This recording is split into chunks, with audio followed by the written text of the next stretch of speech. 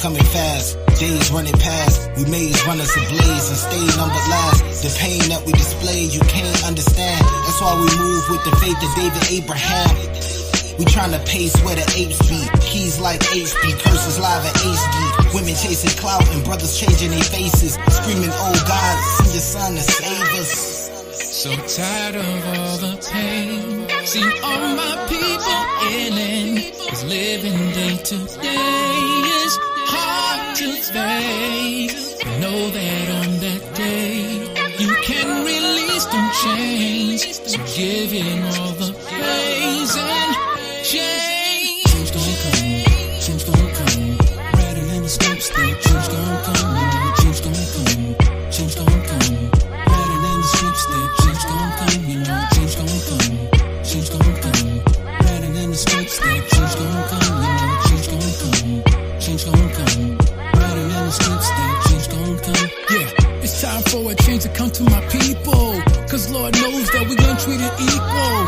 400 years of the same old ish. Rape, rob, kill and spoil, getting off the shit. Now check it, can barely wait for that day to come. Getting ready for that war, time to beat the drum. And to the ones trying to hold me back with bent up faces, just call me Master Eddie, trading places. Change gon' come, and it's coming fast. I know change gon' come, cause this world won't last. I know it's so much hurt, and it's so much pain. But when them cherries come, just know the world gon' change. Why my people cry, cause they tired of lies. That's why we face the east, pray to Yahweh Shai.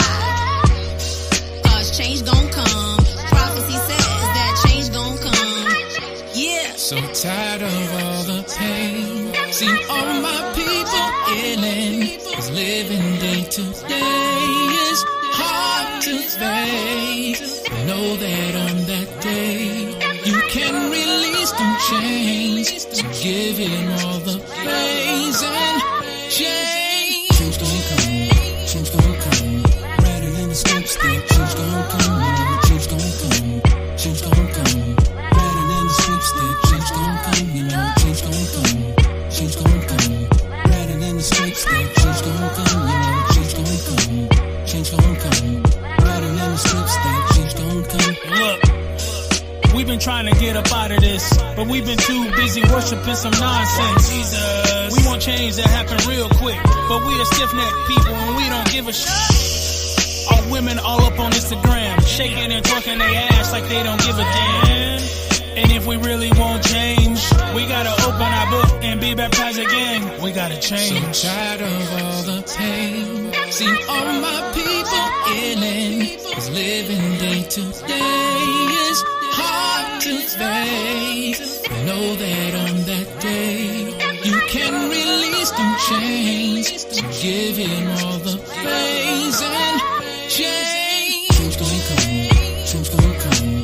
Rather than the scope step, change gon' come. Change gon' come, change gon' come. Rather than the sweep step.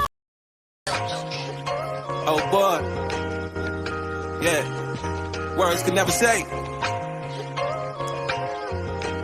I love this truth. Can't believe we the chosen. We gon' make it. Just hold on. Yeah, this little light, I'ma let it shine. Alright, this is the moment I waited for my whole life. Yeah, just a vessel for his glory, let it shine. Alright, Father, shine your light on me.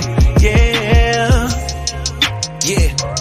let it shine. Thankful for this life, cause it was never mine. Prophecy got me thinking ahead of time. Slaves and iron yokes, singing swing low, sweet chariot. Through all that oppression, he was there with us. It's like he's sending angels forth, like show them their heritage. Separate the wheat and tares, tell them about their curses so they be aware. Yeah, the spirit in you is priceless.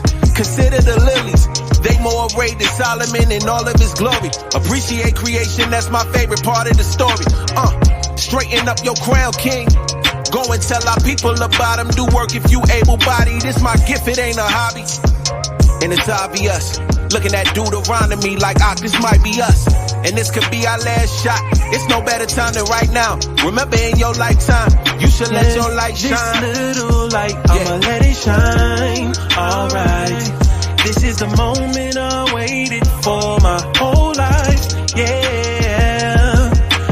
vessel for his glory. Let it shine. Alright. Father, shine your light on me. Yeah.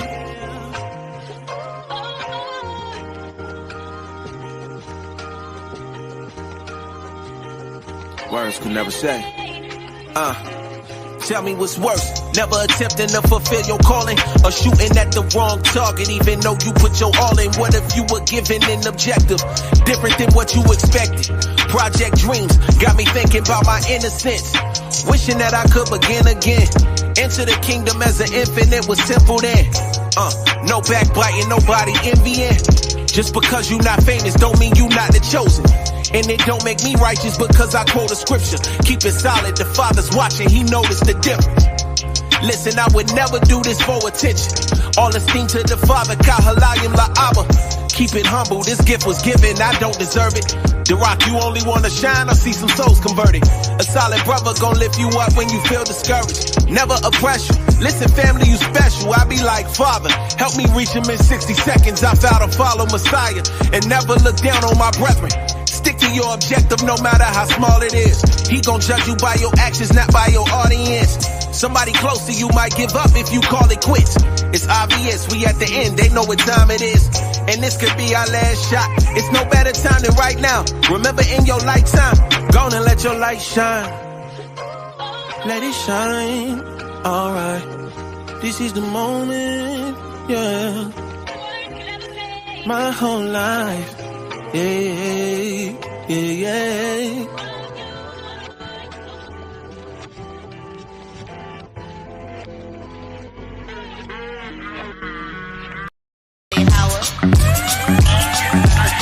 My water straight from the throne.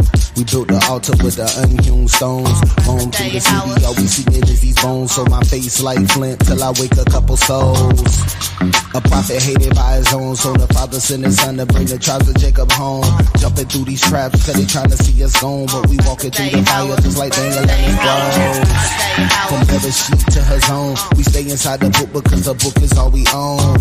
Heritage, and you better hold it on. We like David fighting giants with no armor and a stone. We face east cause a car home. We face east just to call home. We can't sleep till we all home. We won't rest till they all gone. So I guess that we be calling out they all bones. Bless the seed, invest the deep in the laws of our God. Niggas Elohim, Shema, Warapah, all the side Nakim, Barakatah, Yahweh, and Mashad Nakim. Bless the seed, invest the deep in the laws of our God. Niggas Elohim, Shema, Warapah, all the side Nakim, Barakatah, Yahweh, and Mashad Nakim. From Bereshit to the books in Greek, the dragon took the sheep. Man, the book complete. The Father looked for peace, but we shouldn't the beast. Now we up until our power put the hook in cheek. Shema, Yasha Allah, Abanawa, Yahweh, Ahad. He the tower till he give us the power of God. Though in the tower you will never devour a tribe. The Lord despised all you devils, your hours arrived. Bless the seed that kept the peace. Never forgot the poor and he kept the feast. I'm trying to dodge destruction, they can't stop the seed. Barakatah, Yahweh, and Mashad Nakim. Bless the seed that kept the peace. Never forgot the poor and he kept the feast. Trying to dodge destruction, they can't stop the seed. Barakatah, Yahweh, and Mashad Nakim.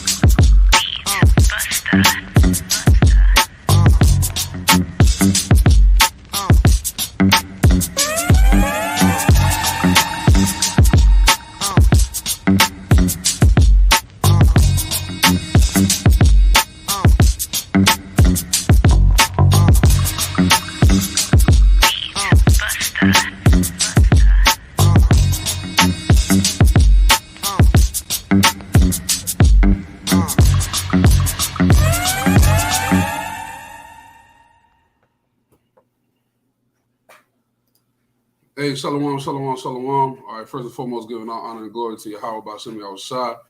All right, we the brothers Anointed House of Saints and your brother Judah. Shalom, it's your brother Karatazar.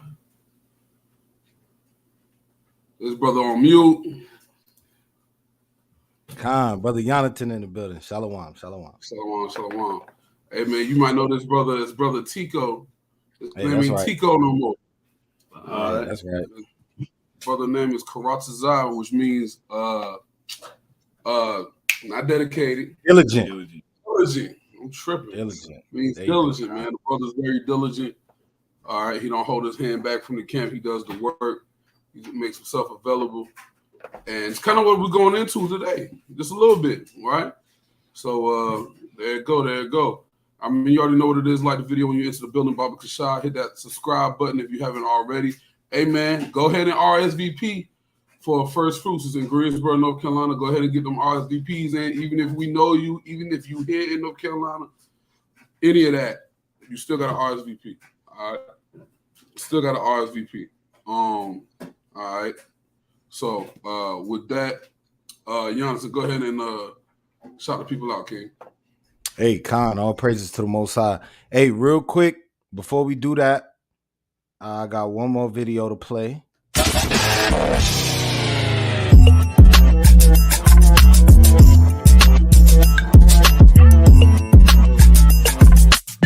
This that future black, I'm talking real black. Leaders bring the future back. We pumping bass like COINTELPRO, but teaching to excel, not to be in sales, bro. Look at how we go. This the culture of kings, but can't you tell though? We've been running through these streets like railroads. This that city pop, pumping through the city spots, learning that we really not the brothers you can simplify. Hey, that's right. We not the brothers you can simplify, man. Hey, let me tell you something. Two things. So the book is available on most platforms, but you can find it easily on Amazon and Kindle. All right. The version you get on Amazon is the paperback. If you get the paperback, it comes with additional resources. All right. Also, the music. Some of the music that we be playing on these classes is from my stuff, some of my music, and some other stuff that's going on in the background. Hold on real quick, because my phone is tripping. Like the mixtape I just dropped called A Beautiful Mess. You can get that on SoundCloud, or you can check my YouTube page and you'll see the music, all right? So all praises to the Most High for that. Y'all be on the lookout for more events surrounding that book. I want to actually come out to certain cities and find people that's like-minded within our Israelite community, and we can start building community initiatives. You know what I'm saying? Not just only for people in the camp, because we already doing that in the camp. We trying to build communities, you know, all across the country within the camp. But with the book, I want to travel, hit your city, right? Send me an email. You know, you can actually hit the AnointedHOS email or whatever like that, and it'll get forwarded to me. And then we're going to try to get some events set up, man. See if we can get our people out here building and doing stuff, right? Positive things in our community. Let me start shouting some people out. Hey, we always got the brother Nadiyab, right? If you can't depend on nothing else, you can depend on the brother Nadiyab. Shalom, King.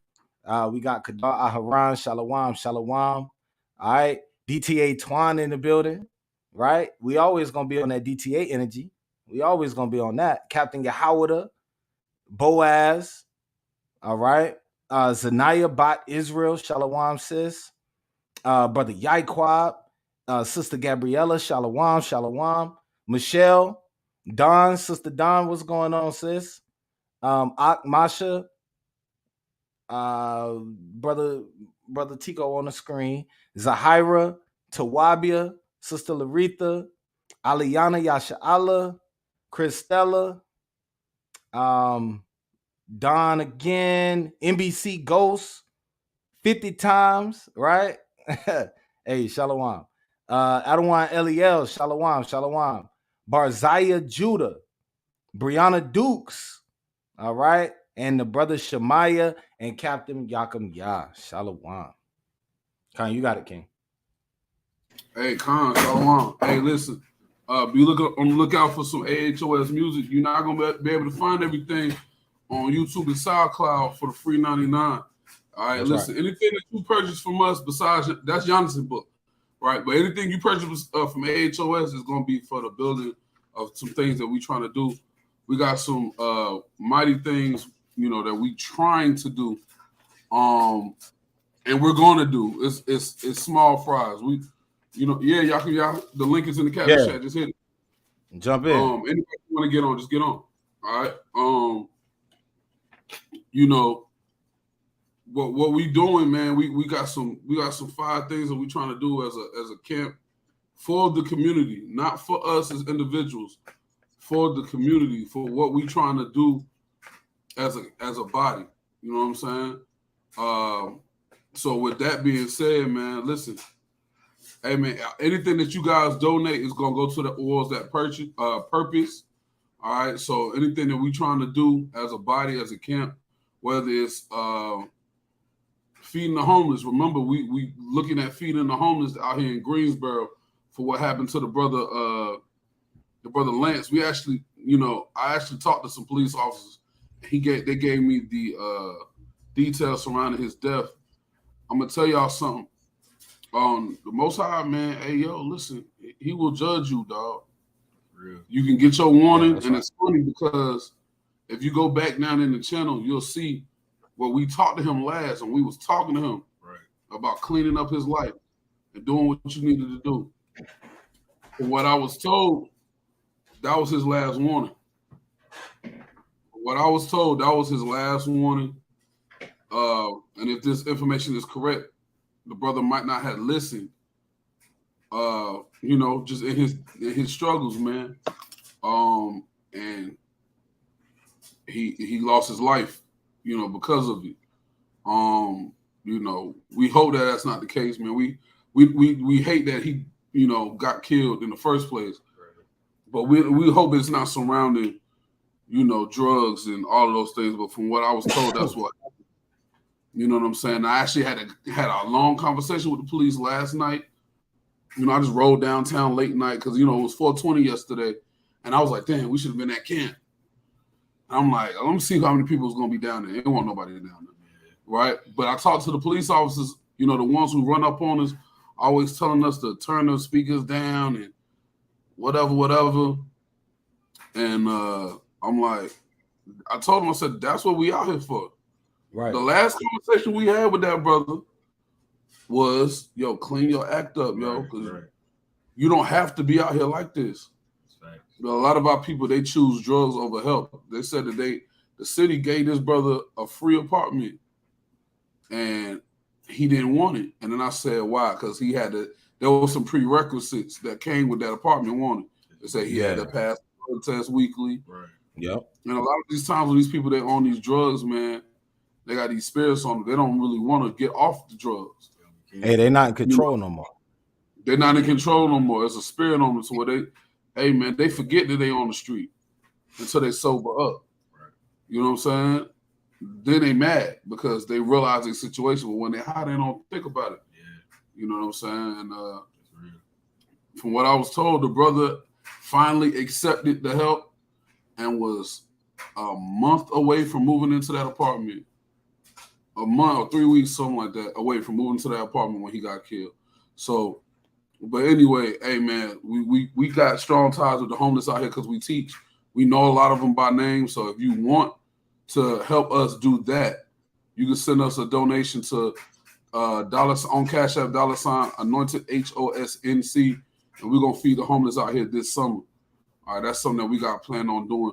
But anything else, as far as the organization is concerned, the camp is concerned, if you want to donate towards what we got going on, you can send it to $AnointedHOS. We don't ask for donations a lot, but those donations do help. All right, they do help. Hey man, we listen.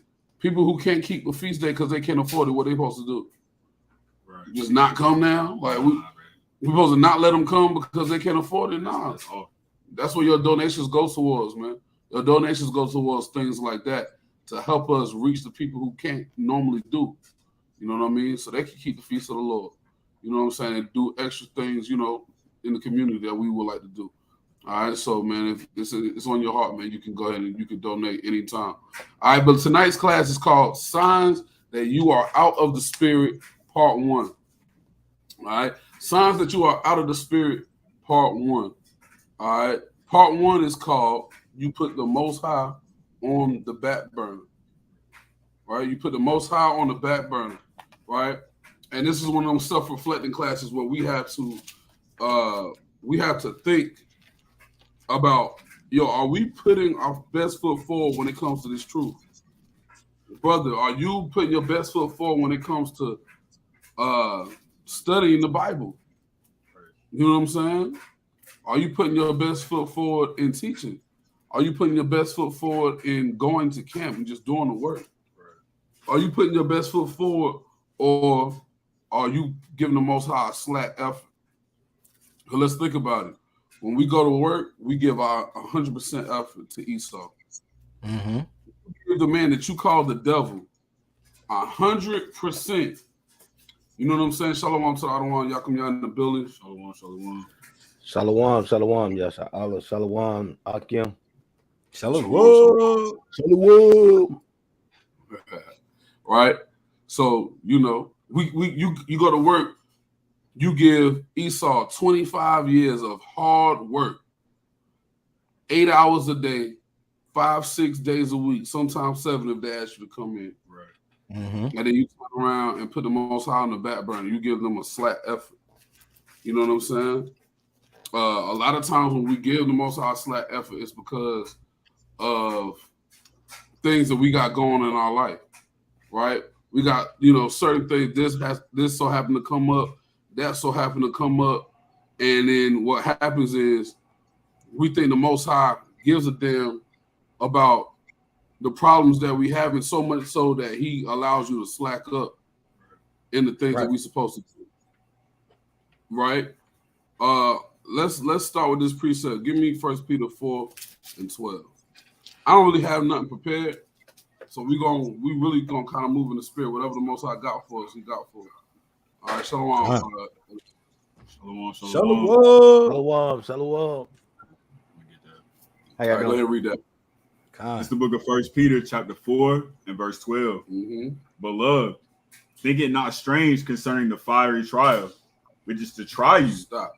So a lot of us go through fiery trials to try us, right? To see whether you are in the spirit. Right? To see whether you really about this thing or you just talking. You used to be you used to follow the Nation of Islam. And you used to follow Black Panthers. And you used to follow the damn, what's the dude, Grandmaster dude who got locked up, who had the guns? Yeah. Grandmaster J. Grandmaster J. You know what I'm saying? Dr. You York. used to follow Grandmaster J and the RBG people. You know what I'm saying? You used to follow all of these different sects of Black and brown men and women that, is from, you on mute, Elliot. My bad. The conscious community. Pretty much, right. You know what I'm saying? Black and brown conscious community. Right? You used to follow all of these people, right? And you used to go Dr. from Yorks, the Polites. Here. You used to go from each movement. Then you come to the Israelites. The Most High got to try you real quick. Right. He got to test you to see, are you really in this thing, or is this just another phase in your life? Right. Is this just a phase? You like standing with your brothers on the street. Right. You know what I'm saying? You like debating. Niggas love to argue. You know what I'm saying? You love to argue the scriptures. You love cutting people. Right. But then when sugar, honey, iced tea hits the fan, are you really in this thing for real?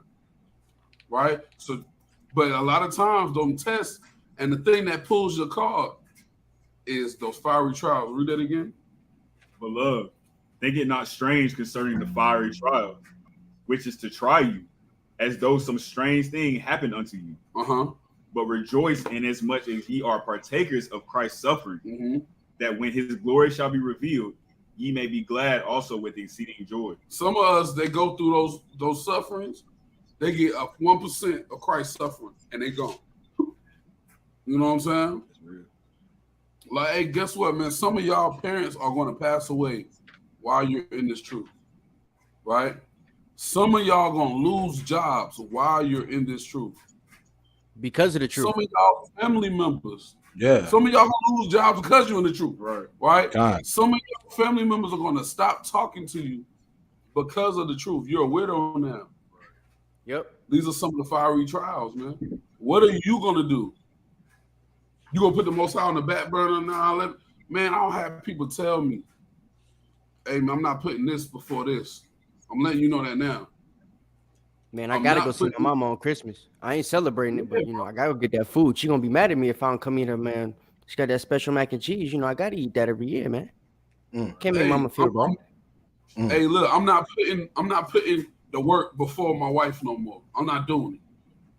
Hey, that's right. I'm not putting, you know, studying the Bible in front of my kids because I almost lost them. Guess what, bro? Guess what? You might have to lose your kids. Watch this. Let's go to Genesis real quick, right? Let's go to Genesis real quick. Let me find a precept. Hey, I got a precept for that last point too. Please bring it out.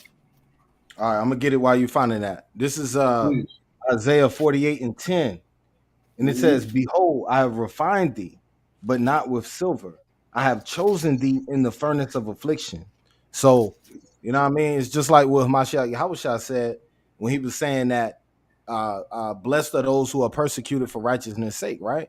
You going through certain things because of this truth, right? Like the brothers was saying, you might mess around and lose your job because you in the truth. Somebody at your job pull you to the damn HR section.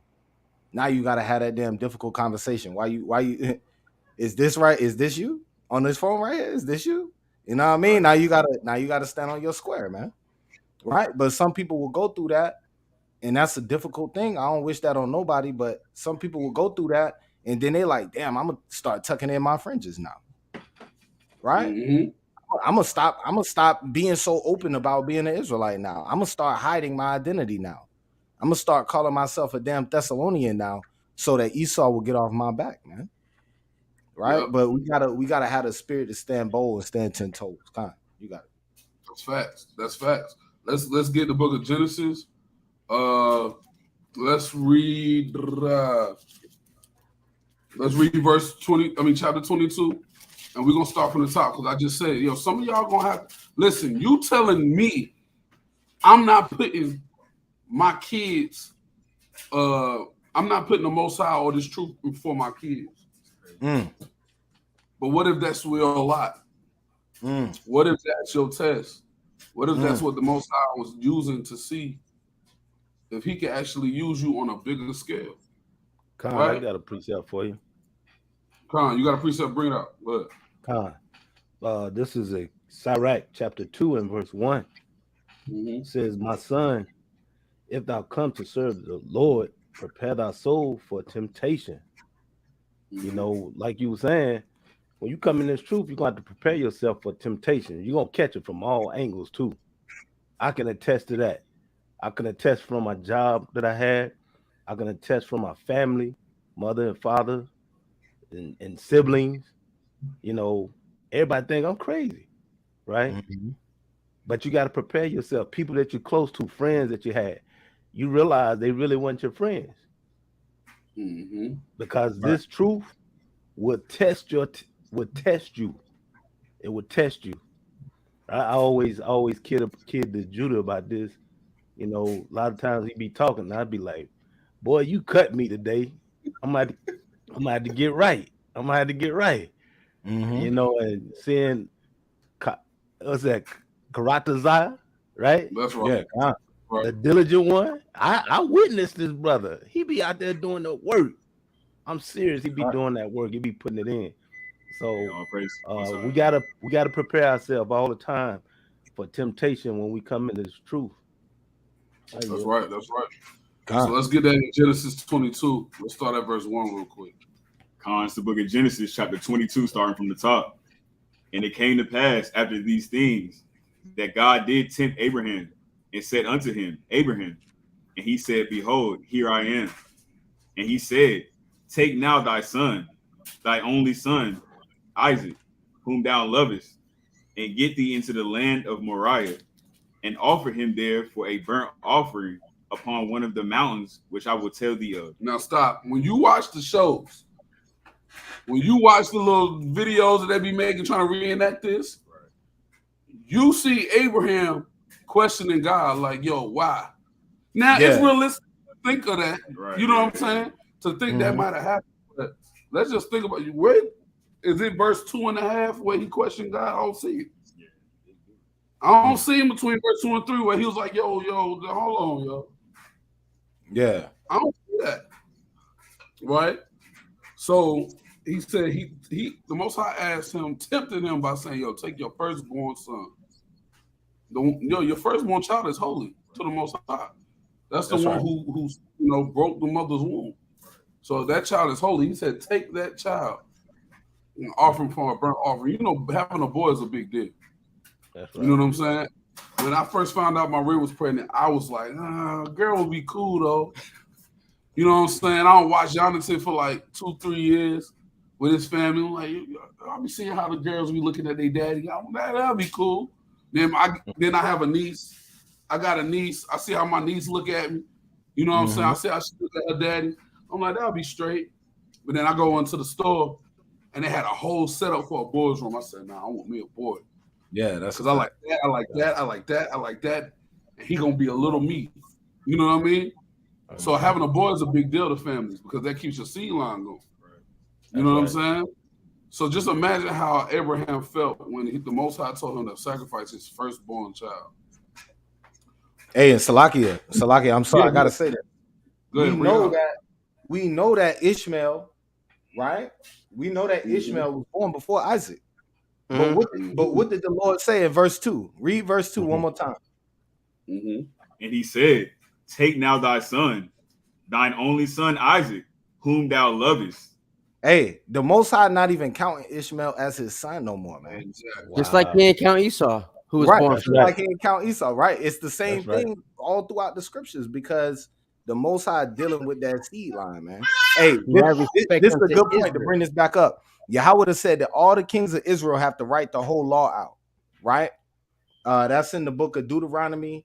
Hold on, I got you right here. I'm just gonna quote it. We ain't gonna go to it. Repeat that what you just said. Right? So all the kings of Israel had to write the law out. And this week I'm going through the law and I'm just like going through and I'm actually reading Genesis. So this is powerful that you're bringing this out. I just wanted to say that. I'm like in Genesis 25 right now. Man, I got to like Genesis 50 in one day, one time, and then I had to stop. It was Genesis long, right? But so hey, Judah, once again, yo. Hey, I just want to say when it's time, I got some precepts on slackness. Yeah, bro, we about to be talking about that a lot. Yeah, I'm gonna wait until y'all get there, but yeah, I got you. We'll get there in just a second. Actually, we'll get there in just a second, so you can bring them all out, right? So he asked him to bring his only son. That's why I said only son, because I mean, nobody else needs it, right?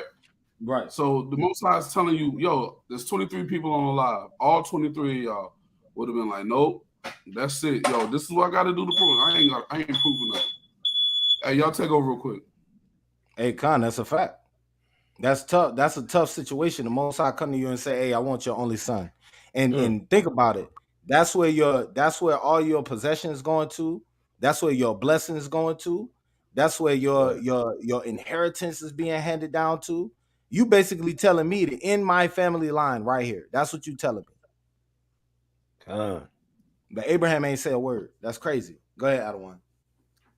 No, I was gonna say he went up and said, here I am. Come on, son, let's go. Hey, that's right. Took him up there, laid him out.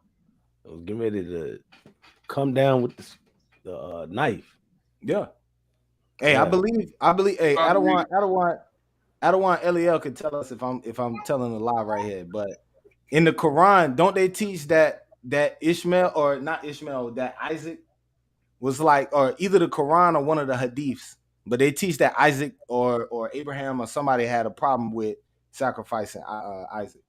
Yeah, I think it's in the Quran. I don't remember the surah or ayat, but it says that something along the lines of Jacob, like, you know how words the Most High repented? Yeah. Right? They Okay. basically almost say that about Jacob when it comes to the sacrifice. He didn't want Right. to do it. Right. So, yeah. They say it for sure. So it's lucky, y'all. So, like I was saying, 26 people on live, all 26 of y'all on live. This is what I got to do to prove my Lord to the Most High. All right. Yeah, I'm good on that. That's not happening. Right? I watched a reenactment of this, and of course they were white. But, you know, Isaac is saying, Father, what are we doing? We're going to make a sacrifice. So, well, where is the lamb? The Lord will provide the sacrifice. He kept saying it over and over. The Lord will provide the sacrifice. That must have been Genesis 22, verse 3.5. Right. Because none of this stuff happened. Right? Hey, let's keep reading verse 3. What did Abraham do? Verse 3. And Abraham rose up early in the morning and saddled his ass and took 2 of his young men with him and Isaac his son and clave the wood for the burnt offering and rose up and went unto the place of which God had told him. Then on the 3rd day, Abraham lifted up his eyes and saw the place afar off. Mm-hmm. And Abraham said unto his young men, Abide you here with the ass, and I and the lad will go yonder and worship and come again to you. Mm-hmm. And Abraham took the wood of the burnt offering and laid it upon Isaac his son. And he took the fire in his hand and a knife, and they went both of them together. And Isaac spake unto Abraham his father. Now in the movie, Isaac's mother is crying, going out, running after them, going up the mountain, running after, you know, the suspenseful music is playing. Right. You know what I'm saying? That didn't happen, right? But that's what the depiction says, right? So, but it seems to me that Abraham is doing what the Most High told him to do. No question. Read. Verse 7. And Isaac spake unto Abraham his father, and said, My father. And he said, Here am I, my son. And he said, Behold, the fire and wood, but where is the lamb for a burnt offering? Mm-hmm. And Abraham said, My son, God will provide himself a lamb for a burnt offering. So they went both of them together. Mm-hmm. And they came to the place which God had told him of. And Abraham built an altar there and laid the wood in order and bound Isaac his son and laid him on the altar upon the wood. Yo, think about what's going on, dog. You know what I'm saying? Everybody got kids, but Tico, well, Karatazar, and all y'all. We don't the only 2 that don't got kids on the screen. Let's just think about this here. All right. I don't want Yakum. You got a boy? Yeah. I got a son. I'll be hearing about them your girls in them tents all the time. Yeah. Right? But you know what I'm saying? So we all got boys. Let's just think about this here. Just think about this. You have taken your son, your mini-me, the little you, and put him on an altar. And you about to slay him and then set his little behind on fire. And watch him burn as an offering to the Most High. Right. Think about this. Where's your mind at during this time? Abraham is doing what the Most High told him to do. You know why? Because give me the book of Acts. You keep going on that. Give me the book of Acts. I think it's 5:29. Yes. We're going to get Acts 5:29 in a minute. Right? I just want somebody to hold that. Right? Keep reading though. Verse 10. And Abraham stretched forth his hand and took the knife to slay his son. And the angel of the Lord called unto him out of heaven and said, Abraham, Abraham. And he said, Here am I. And he said, Lay not thine hand upon the lad, neither do thou anything unto him. For now I know that thou fearest God, seeing thou hast not withheld thy son, thine only son, from me. And Abraham lifted up his eyes and looked, and behold, behind him a ram caught in a thicket by his horns. And Abraham went and took the ram and offered him up for a burnt offering in the stead of his son. So here you go. Abraham obeyed the Most High until the Most High saw what he needed to see. And he was going to go through that thing. I don't think Abraham was thinking, let me just raise this knife and act like I'm about to do it. Right. Stop me. That man was prepared Nah, to he carry out wasn't doing that. Yeah, he was ready. He was ready. to carry out the job. And the Most High had mercy. Right? So somebody bring out that Acts 5:29. This is what Abraham was doing. Hey, Salaki, before I read this when Karatazar just read that, it made me think of something. It made me think of how the Most High was sitting back, and he said, "Let me see what Abraham is going to do." And he mimicked the same thing and said he delivered his son up on the wood. That's a fact. You understand? It's got a correlation to it to me. I just felt it. I was like, "Oh my goodness, that's right, crazy." The exact same thing. Yahushua was the lamb. He was the lamb of the Most High for all of us. For all of us. But I just want to bring that out. Okay. Bring it out. Yeah, this is Acts chapter 5 and verse 29. Then Peter and the other apostles answered and said, "We ought to obey God rather than men." The Bible says we're supposed to obey God rather than men. And that includes your own feelings. Right? Your feelings are irrelevant and unimportant when it comes to doing the work of the Most High God. You know what I'm saying? And like I said, brothers and sisters, we often put your sisters, I'm gonna keep it real with y'all. Y'all like to throw the Bible away. When it doesn't match your feelings, you just want to throw the whole book away. Brothers, you want to put the Most High on the back burner and then come back to him like he's a layaway. I know we don't do that no more in today's age and time. But you want to use the Most High like he a damn layaway. Like he a side chick. Right. I'm gonna put you right here until I need you.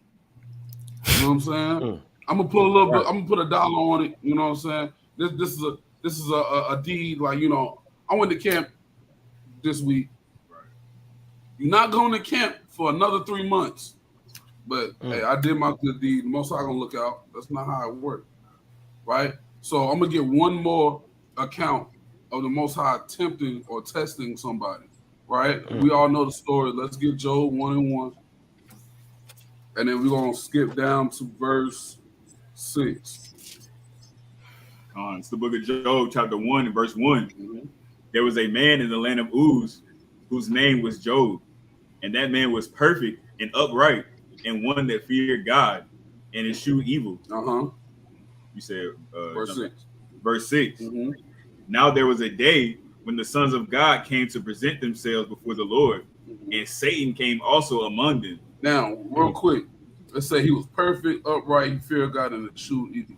This shows it don't matter how holy you think you are, you're not above being tested by the Most High God. You're not above something going on in your life. Right. That fiery trial, you're not above that thing. You see what I'm saying? Right. Let's read. Verse 7. And the Lord said unto Satan, Whence comest thou? Then Satan answered the Lord, and from walking up and down. Read it again. You start from the top again. Yeah, verse at the top. Where you was at? Verse 7. Yeah. This verse 7. This book of Job, chapter 1, verse 7. And the Lord said unto Satan, Whence comest thou? Then Satan answered the Lord and said, From going to and fro in the earth, and from walking up and down in it. And the Lord said unto Satan, Hast thou considered my servant Job? And this is the Most High. He's giving over Job to Satan. You ain't tried this man right here. This is one of my servants. You didn't try him? But that there is none like him in the earth, a perfect and upright man, one that fears God and escheweth evil. Most High giving Satan his spreadsheet. Yeah, you got to try this man. Right. But he ain't none like him in the earth. I don't think you try him. Right, good. Verse 9. Then Satan answered the Lord and said, Doeth Job fear God for naught? Hast not thou made an hedge about him and about his house and about all that he hath on every side? Thou hast blessed the work of his hands, and his substance is increased in the land. But put forth thine hand now and touch all that he hath, and he will curse thee to thy face. Hey, now check this out. Hey, Satan, like, hey, didn't you got a hedge of protection around him? He's really telling him, I can't touch this dude. Right. You put a whole hedge of protection around him and all his possessions. How am I gonna touch him? But the Most High, this how you know Satan know the Most High on a personal basis. Yeah, facts. That's right. You thinking Satan got this power to do A, B, C, and D, and he really doesn't. Right? He told the Most High, yo, you got hedge protection around this dude. How I'm gonna touch him? But hey, Most High was like, hey, yo, hey, he told the Most High, put forth thine hand now and touch all that he had, that he will curse thee to thy face. Right. Go ahead. Verse 12. And the Lord said unto Satan, behold, all that he hath is in thy power. Only upon himself put none not forth thine hand. Mm-hmm. So Satan went forth from the presence of the Lord. And there was a day when his sons and his daughters. Good. So, lock it real quick. It says all that he has is in your power, right? So this demonstrates, number one, that Satan has a particular power that the Most High has allowed him to have. That's right. That's what a lot of these Christians don't really be understanding, is that the only thing Satan does is what the Most High allows him to do. Right.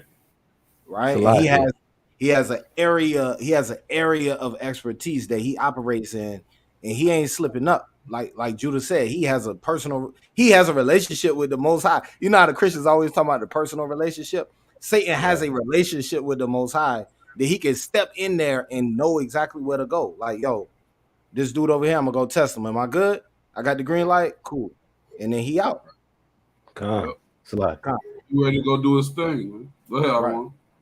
Con, and to go along with what Jonathan just said, the Most High had utmost trust and faith in Job.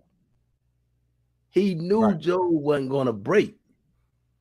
That's the kind of man I would want to be like, and know that I'm not going to break in the case that temptation and them judgments come down.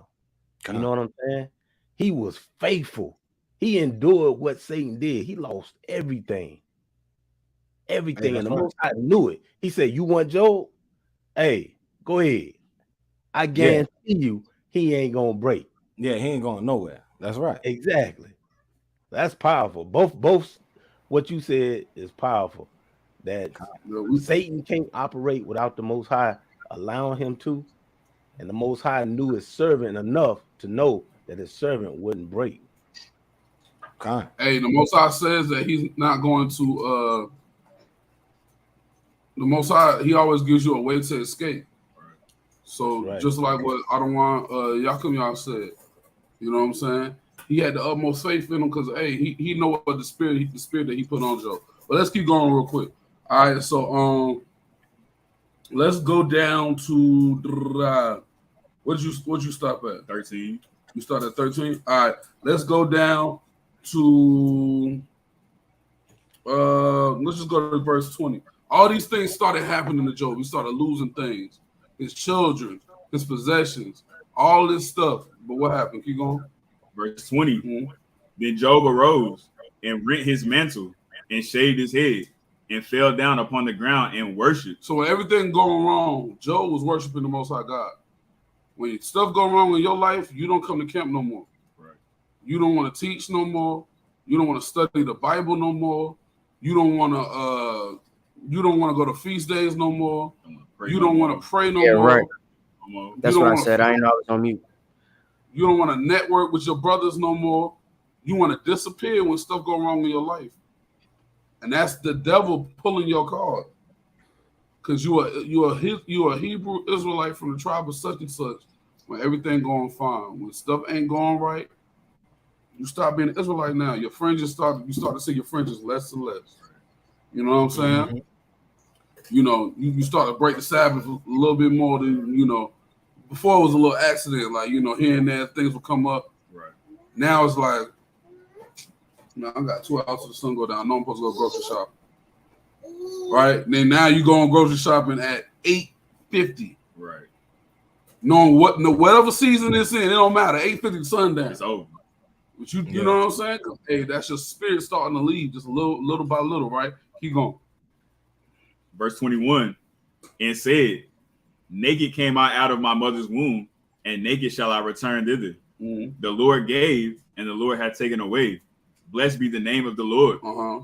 In all this, Job sinned not, nor charge God foolishly. And all of this, Job did not sin or charge the Most High foolishly, right? But now let's see what his rib did, right? Because sisters, y'all gotta have the spirit on y'all when y'all see y'all husband going through it. You gotta have the spirit on y'all to pray for him at least, or bring him back into the spirit. But what did his rib do? No new thing under the sun. Get chapter 2, verse 9. Job chapter 2 and verse 9. Then said his wife unto him, doest thou still retain thine integrity? She's like, man, you ain't even a man no more, for real. That's what you're saying, bro. Are you even a man anymore? You lost everything you had. You can't do this and that no more. Are you even a man? That's the type of stuff that make you go crazy. Let's think about it. Job lost children. I'm sure he lost money. Right. He lost his possessions, the things that he had to provide. Yeah. You see what I'm saying? And his rib is saying, do you even have your integrity anymore? Are you even a man? These days, not to be vulgar, but that's like the girl asking, yo, you still got your cojones? I was going to say that, but I'm going to say cojones. Ain't going to say that, but you know what I mean? Mm-hmm. Yeah. You know how evil say it. Y'all know how evil say it.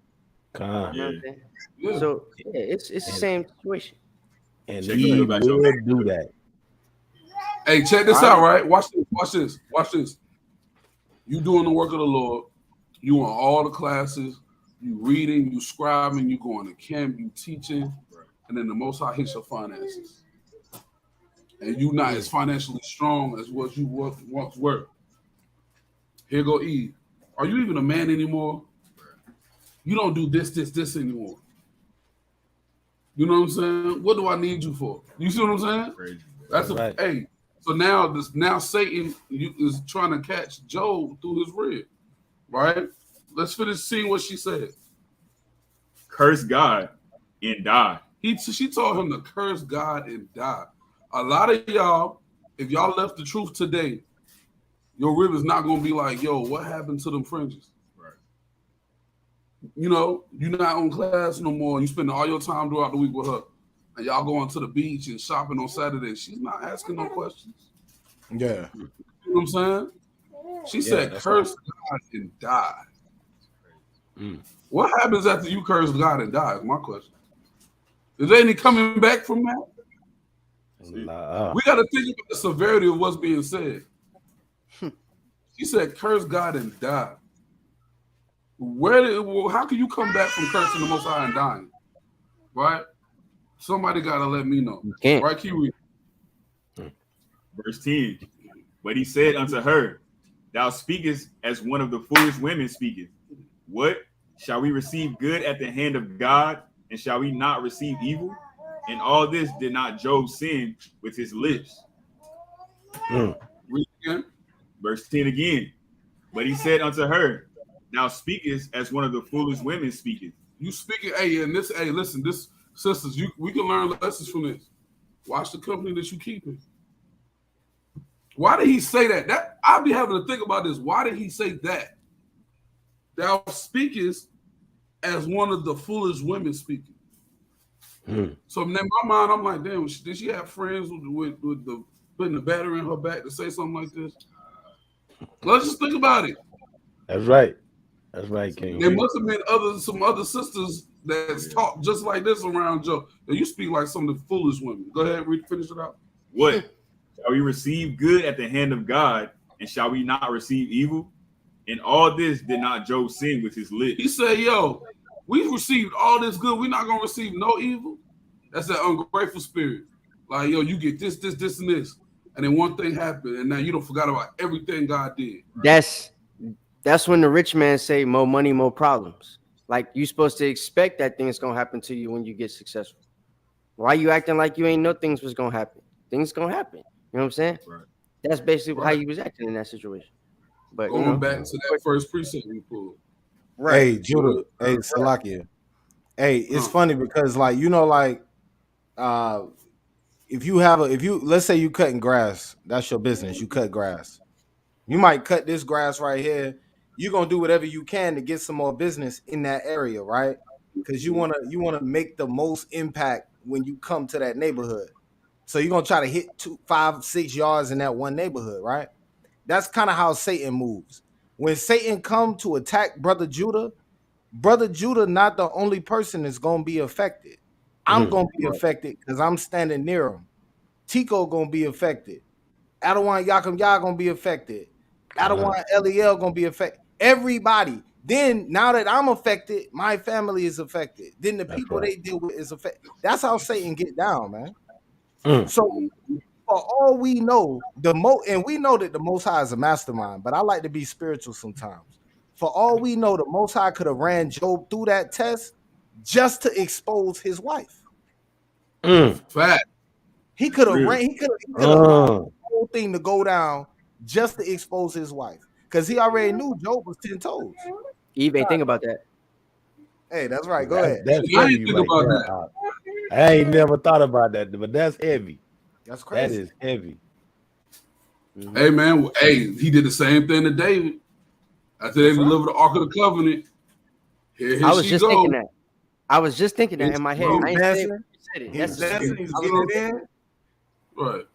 Her being jealous. Oh, you're gonna expose yourself in front of the servants. No, don't but worry about it. Expose you.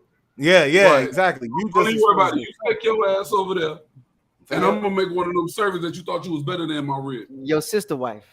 Right. Big Sheila. Not Big Sheila. I don't know about you. Can have that sound like the chick that Cole was dating on Martin.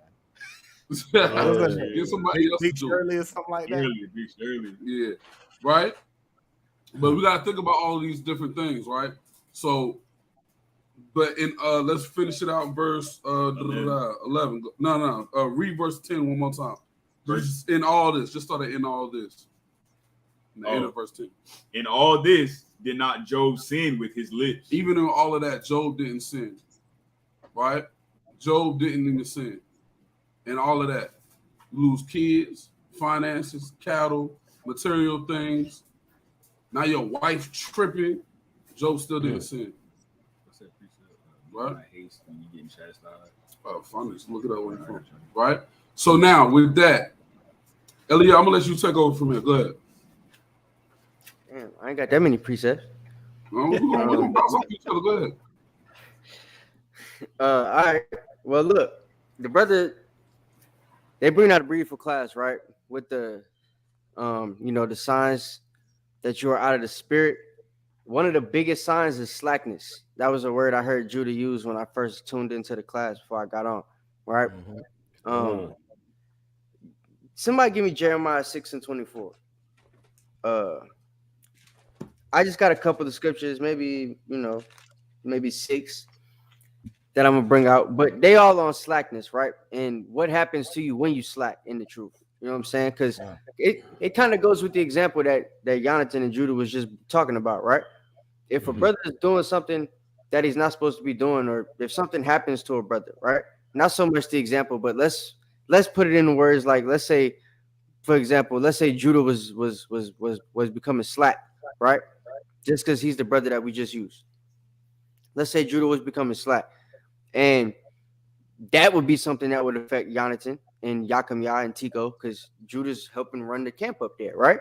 That also would affect me and the brothers down here and the brothers in California, right? But aside from that, it puts Judah, more importantly, I would say, it puts Judah himself in a situation with the Most High that's detrimental to his, it's detrimental to the goal he has at the end of his journey here. You know what I'm saying? Now that he's in the truth. All of us should have the same goal that I would think Judah has, right? Which is to get to the kingdom. So you being slack and slackness in itself, once you make the covenant with the Most High, once you reenact that covenant, once you revalidate it basically by repenting and coming into the truth, you basically put yourself in a situation where now you're promising the Most High you're not going to be slack. And he's got stipulations, you know what I'm saying? He's got rules in place, and he's told you what happens if you become slack, right? And we've seen it. There's examples of brothers I could bring out now that came into the truth real strong. Some of them was bouncing around from doctrine to doctrine like Judah was talking about earlier, right? And one thing happened and now they're Christians, you know, right? The reformations and stuff, right? Yeah. So it's like all type of different things they got going on, and it's not just them; it's a whole type of different other brothers, right? Whole bunch of different other brothers. They get caught up in situations where they lose a little bit of faith in what's going on, whether it's us having somebody kiss our boots because they don't, I guess they don't really feel like they're the kings and princes on the planet, right? That's what you see the kings and princes do in all the other movies, get their boots and fingers kissed, right? They be having the rings with the jewels in it and stuff. Here, right? Everybody kissing their finger, not worried about germs and stuff, kissing on the same spot just because they're getting a chance to be with the king, right? Right. So you mad we letting the Edomite kiss our boots? Letting, I didn't say making, because he did it on his own or she did it on her own, right? We're letting them kiss our boot, but that little bit of a situation because you grew up your whole life thinking that's racist or something, right? Now it's tried your faith. Most High sent you a strong delusion, basically, right? Put you in a situation where it's like, damn, is this really what we're supposed to be doing? Lucky, we got precept. Yeah, go ahead. This is the book of Sirach, chapter 2, and verse 2. Set thy heart aright and constantly endure, and make not haste in the time of trouble. Yeah, you bringing out these precepts, man. Yeah. We're bringing out these precepts about brothers going through trials and tribulations. You know, you got to understand that's what comes with this truth. You know what I'm saying? You got to constantly endure. And when it says make not haste, I mean, don't change up the schedule now or change up your routine now once you're going through things. You know, so like the brothers bringing out, you know, stop coming to camp. You're having financial problems. You know, you having problems with your rib. You know, you stop studying, you stop praying, fasting. You're not wearing your fringes no more. He says, don't make haste, but constantly endure. You got to go through that stuff. You got to be ready to just take that head on and stand 10 toes no matter what. Come on, Salakia. That's funny. I want to say this for all you old heads out there like me. That thing can come on you too. You got to be diligent. You understand? Like just this week, I called Judah and I said, Judah, hey, I feel like I've been getting cut lately. Did I not tell you that, Judah? And I said, I need to do more. I need to do more. See, a lot of us old heads, we get complacent in our walk and we tend to forget the true love, the first love. And then we start slacking, and before you know it, we going off on the deep end. We start doing stuff that we ain't got no business doing. You know what I'm saying? Leaving the faith, leaving the truth, not supporting the brothers, not supporting the sisters. Y'all be careful with that, because it'll sneak up on you and it'll get you. Hey, I had to ask Judah tonight. I said, hey, can I get on? He said, yeah, come on and get on. Just so I could get in that spirit. You know? You got that, Jeremiah? Somebody got it? Jeremiah 6:24? Yeah, I got you right here. I'll just got you. Yeah, Khan. This is the book of Jeremiah, chapter 6:24. We have heard the fame thereof. Our hands wax feeble. Anguish have taken hold of us, and pain as of a woman in travail. Right. So our hands wax feeble, just like Yakim Yah was saying, right? That just don't happen to the old heads, right? As he said, right? That also happens to brothers my age and even Tico age and Judah age and Yonatan age in the middle, right? That's right. People my pop's age, damn older than Yakim Yah and my pops. You know what I'm saying? Because it's elders in the truth too that been in the truth for 30, 40, 50 years even. You know what I'm saying? There's situations where hey, shalom, Marwan. So that's like, I want people to understand, like, bro, you in situations where it's like everybody here is somebody that can get complacent, right? Me included. So it's like these type of scriptures is the scriptures I'm bringing out to kind of remind everybody, you know what I'm saying, what can happen and that you don't want this to happen to you. You know what I'm saying? Somebody give me Jeremiah 48:10. And then somebody else could get Deuteronomy chapter 7, verse 10. Because I don't want to hold it up. Con, I got Jeremiah 48:10 right here. All right. Cursed be he that doeth the work of the Lord deceitfully. And cursed be he that keepeth back his sword from blood. You see that? So that's like slackness, man. You know what I'm saying? What's our sword? What do we call our sword? Since this is a situation where now we in a war that's not so much carnal, right? It's a spiritual war, right?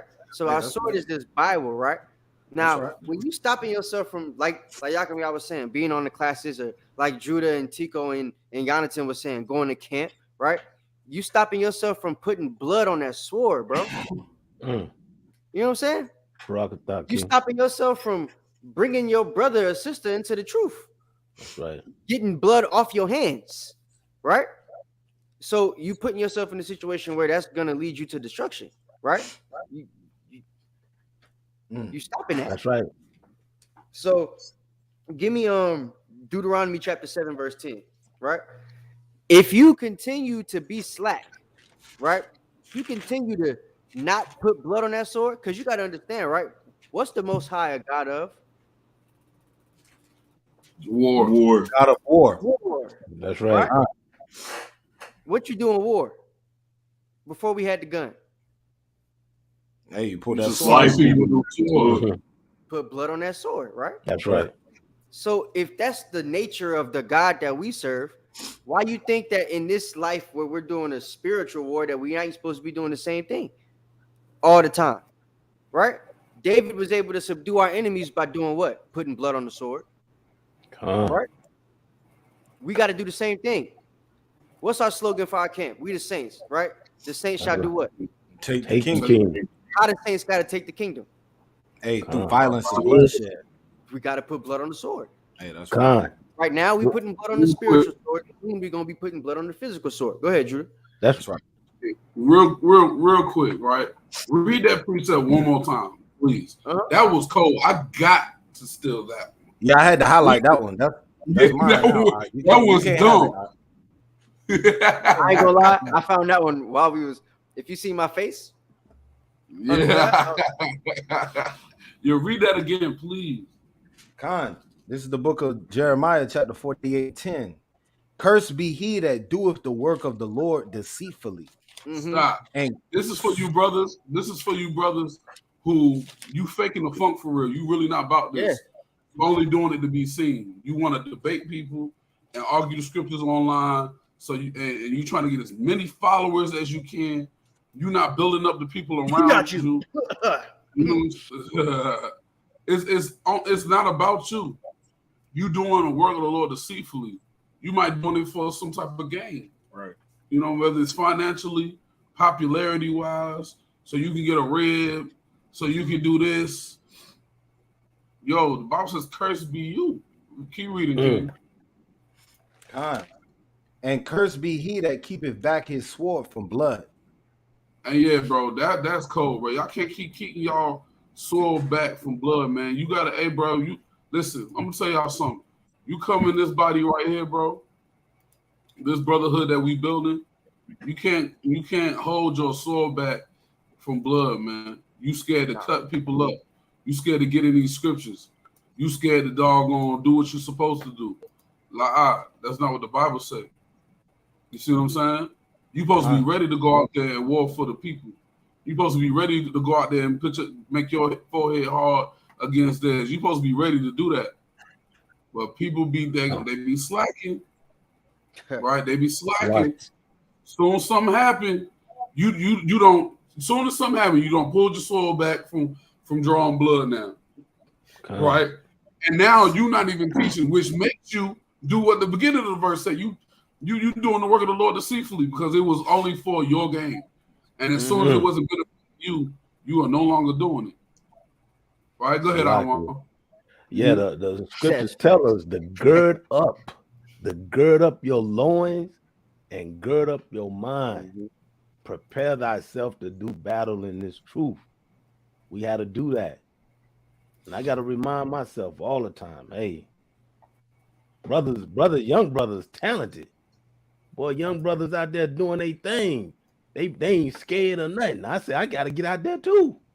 You understand? So you got to gird up. That's what the scriptures say, gird up. Right. That's right. Go ahead, Elliot. Where we going next?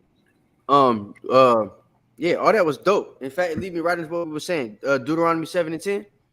Con, this is the book of Deuteronomy, chapter 7 and verse 10. If we don't, if we continue to be slack, this is what's gonna happen. Go ahead.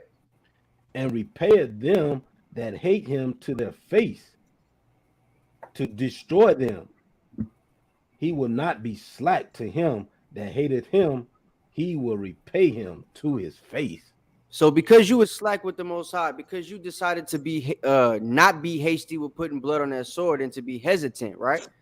You decided to come into the truth, but you ain't make haste to really put that full armor on, right? You put that armor on because you're getting ready for war. Don't he tell us to put the armor of God on, right? You're supposed to shut off the old man, shut off that feeble skin, and put the armor of the Most High on, right? And then get ready for battle. That battle spiritual. Every day you're supposed to be in a battle. I pulled up in my work car to the Publix today just to fill out some paperwork so I could go home. An Israelite pull up next to me, hop out the car with his rib. Don't even know I'm in the car. I roll down the window. Hey, Shalom, I hop out the car to salute him. And I got my zeets on, right? He's like, hey, Shalom, where your fringes at? And we get into a whole debate over whether zeets are biblical or not. If I wasn't ready for that, if I hadn't been studying, right, I'd have just been, oh, damn. Yeah, you're right. Maybe I ain't supposed to wear these. You know? Right. Right? Instead of being able to teach, I ain't up teaching the brother, yo, nah, look, he ain't even know Deuteronomy 22 and 14. In a whole camp. Didn't he know it was a scripture? Talking about fringes is round, brother. What, you wear a square shirt? Well, actually, brother, if I cut a hole, if I look at you the face. If I cut the side of my shirts, you know what I'm saying? I can actually poke a hole in it on the two corners on the front and the two corners on the back, and it would be what you call a square shirt, which would mean I can't put a border around the whole thing of it because I've got a hole in it now. So the 4 quarters of my vesture becomes what that shirt is, right? It's a 4-quarter shirt. Right? If I got Judah be doing it to his friend shirts. I don't be doing it all the time. Talking about cutting it on the side. On the side. So you got the 4, it's like 4 triangles on your shirt, right? Some brothers would call that a square shirt, right? Hey, Salaki. Yeah, I was just about to say, hey, Salaki, real quick. Don't boot him, moderators. Do not. Yeah, don't. Go ahead, Jan. What you was gonna say? That's all I want to say. I was just gonna say, hey, deal with us instead of coming in here with the comment like that. Come deal with us. You want to come on live? Yeah. Osiris the guy. Don't be a coward now. His name is Onemesis, but I wouldn't call him Onemesis because he's, you know. Hey, yo, watch this. I put my bottom dollar on it. He's probably not even the person in that picture because black people don't say the word cunt unless they right. Yeah, that's right. I'm just saying. That's a good just point. saying. Just putting that out there, right? But anyway, so yeah, he's gonna punish people that are slack to do his work, right? So we have to make sure that us as a nation, man, us as people that are really trying to come into this truth, that we not slack, right? We got to be quick on the sword, even when it comes to slicing up and dicing up people like, nothing over here. Give me 2 Chronicles chapter 15 and verse 7. 2 Chronicles 15 and 7. And somebody else give me Proverbs 12 and 24. I'm gonna almost be finished in a minute. Khan, this is the book quick so we could deal with Nemesis. Yeah, Khan, this is the book of 2 Chronicles chapter 15 and 7. Be ye strong, therefore, and let not your hands be weak. For your work shall be rewarded. So that's what we have to do. We got to not let our hands get weak because we got to remember there's a reward at the end of this tunnel, man. Every time you get slack, every time you get to the point where you don't want to do this thing, this is what you need to remember right here. This scripture right here, right? Yeah. That's right. Remember that there's a reward at the end of this thing that you're fighting for, right? There's a real crown that you're trying to put on your head to get to wear every day, right? There's spiritual power and possession over nations that you're trying to get. So you got to remember to stay strong and stay diligent in this thing, man, and not let your hands get feeble, right? Keep your hands on the plow. You know what I'm saying? I was just that's the spirit. I was just getting ready to call that precept too. Bring it out. It's Luke 9:62 says, and Yahushua said unto him, no man having put his hand to the plow and looking back is fit for the kingdom of God. If you don't keep pushing forward, you ain't fit. That's right. And if your hands get feeble, you stop. Every time you stop, you ever play football? I know y'all brothers play football and stuff like that, right? Baseball. You ever did suicides on the baseball field or the football field? Right? 100 yards suicide. 100 yards. Bear crawl too. Facts. Yeah. Now that's what I was thinking about. I was going to ask you that next. Have you ever done bear crawls across the floor? Right? Yeah. You know when you get tired on that like 5th, 6th bear crawl, say you got to do 10 of them, right? On that 5th, 6th bear crawl, you start looking behind you at the dudes behind you and stuff, right? You ain't pushing forward no more. Give you a chance to think, damn, what the hell am I doing? Why did I choose to be on this freaking football team, bro? Right. You know what I'm saying? Every time you stop, you allow yourself to do that, and it's truth. Yeah. You know what I'm saying? And if you're weak-minded, you end up turning back. Right. Take your crown off, put it down. I'm a Christian, man. Start shaving your beard. Now you wearing the little chin strap, like some people I know right now. Right. You got a smooth bald head like Onesimus. Yeah. Starting to get the bumps on your face. the razor bump. Like Nemesis. Yeah, the razor bump on the back of your head and your face. I bet he got all of them. His head is 2 different shades of brown. So I mean, like, give me. Did we get the 2nd Chronicles? Yeah, kind of. 2nd Chronicles. You want the Proverbs 12 and 24? Proverbs. Yeah, that's what we just read. Give me the Proverbs 12 and 24. This is the book of Proverbs, chapter 12, and verse 24. The hand of the diligent shall bear rule, but the slothful shall be under tribute. Yeah, that's what you got to remember, man. Right? The slothful is going to be least in the kingdom of heaven. Right? There's things you're going to have to do for the people that's not the least, the ones that's the greatest, right? I'm sure you're going to be in some type of servitude position if you're the least. You're not just going to get away. How that makes sense? If we got slaves, you might be like the Joker or the Jester or something, the bailiff, the guy that got to sit there and just shut up with the uniform on and post security. You might be a lifetime post holder in the kingdom of heaven. Right? Don't nobody want to do that. Let's be honest. Y'all can say all day long, yo, I'd be cool if I make it. Nah, nigga, if you got to sit there a whole post, your whole heavenly career. Or eternity. Yeah, for eternity. He said, whole heavenly calf muscles gonna be burning, I'm gonna call it, because it's a job still, bro. We the kings. Look, after that first 1,000 years, your calf muscles gonna be done. Bruh, you sitting like this the whole time. Come on, bro. So, I mean, you gotta want the best for yourself when it comes to this truth, man. And the only way to do that is to not be slack. You got to stay diligent. You know what I'm saying? Give me You want that in Proverbs? Huh? You want that in Proverbs 12 and 24? Yeah, we can get that. Did you just read that? Yeah, I just read that. Yeah, he just read that. Hey, Salaki, I'm gonna get in there. We'll get in there after this next one. Yeah, I'm gonna jump on one after this next one. Yeah, I'll give you the whole mic after this next one if you want. All right, Or give me 2 more. Give me Baruch 4:1 too. Oh, that's my favorite scripture there. Which one you want first, out of one? Tico, give me the Proverbs 24:10, or whoever got that. I got it.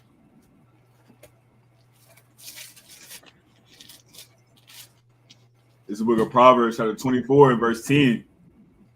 If thou faint in the day of adversity, thy strength is small. Mm-hmm. If thou forbear to deliver them that are drawn unto death, and those that are ready to be slain, thou sayest, behold, we knew it not. Doth not he that pondereth the heart consider it? And he that keepeth thy soul, doth not he know it?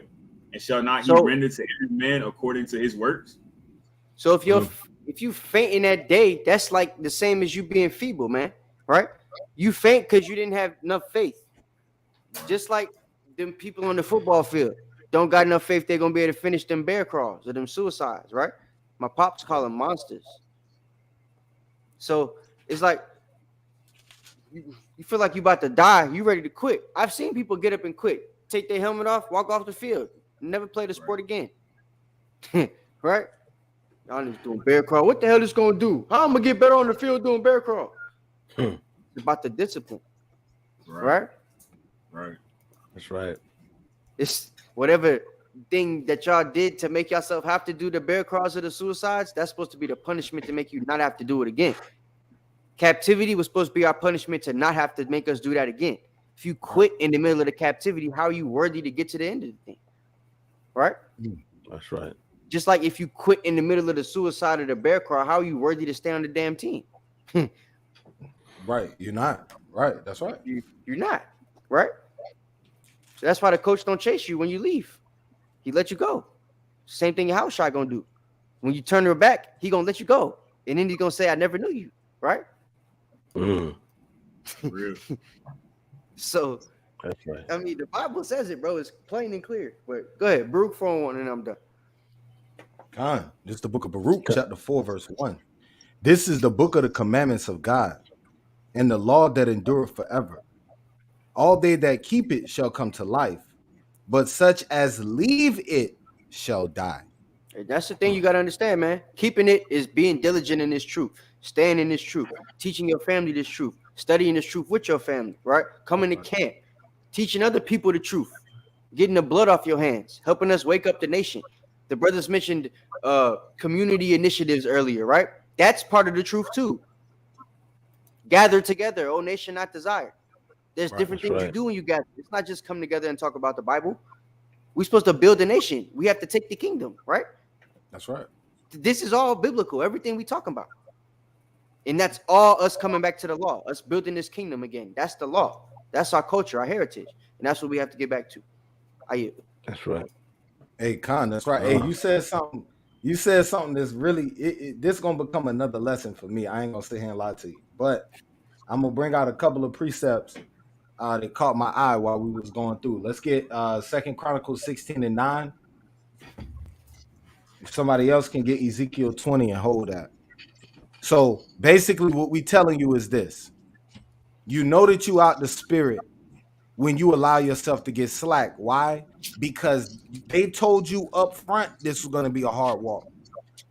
Christ told you up front. Joshua told you up front. David told you up front. Matter of fact, Moses told you.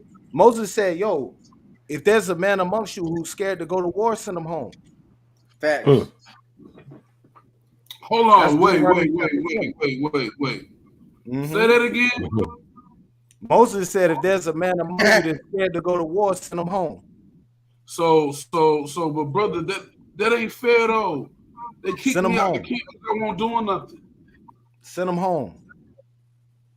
I wasn't coming to camp in feast days because I stubbed my toe at work and send them home.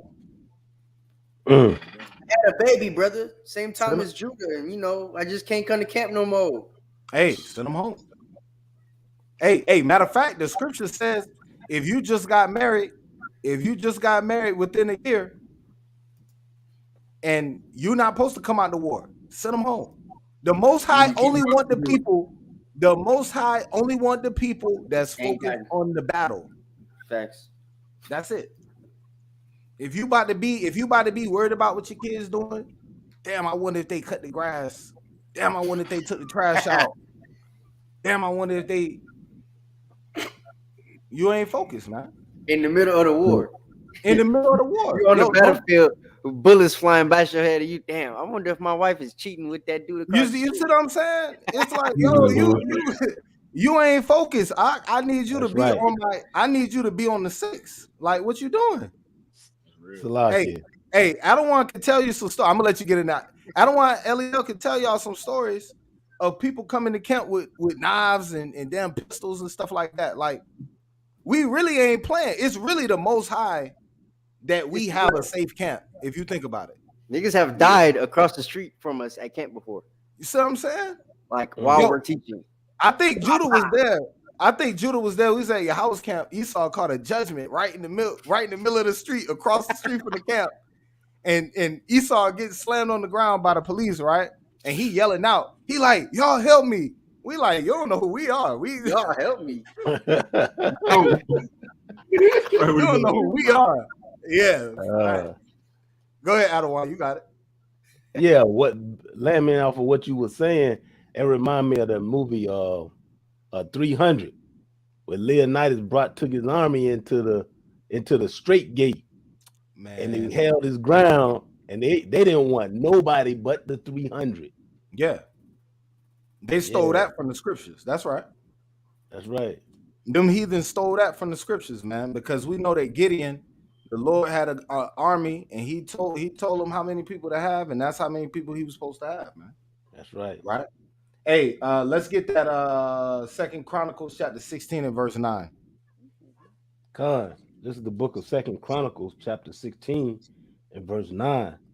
For the eyes of the Lord run to and fro throughout the whole earth, to show himself strong in the behalf of them whose heart is perfect toward him.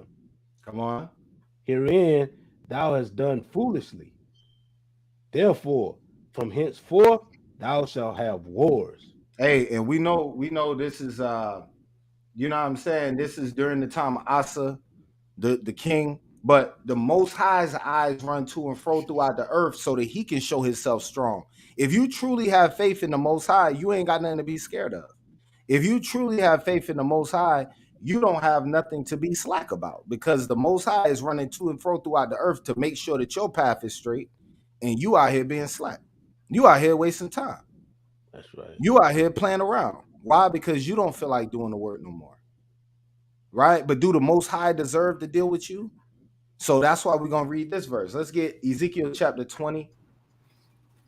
I'm going to start. We're just going to jump right to the point. Verse 38. Hey, and before you read that precept, I just want to add to your question. Does your brothers deserve to deal with you?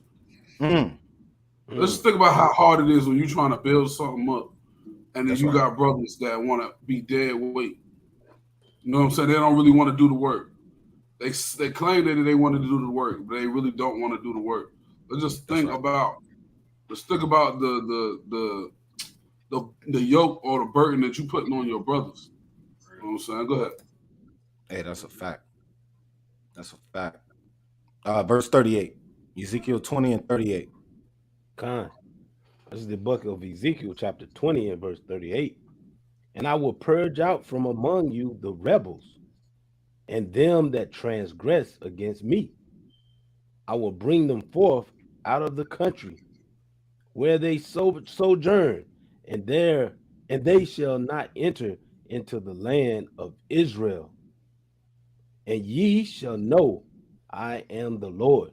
Hey, you're not getting the kingdom, man. You're not getting the kingdom. And what make it so bad is this is during the time when the people passing under the rock. You got that close.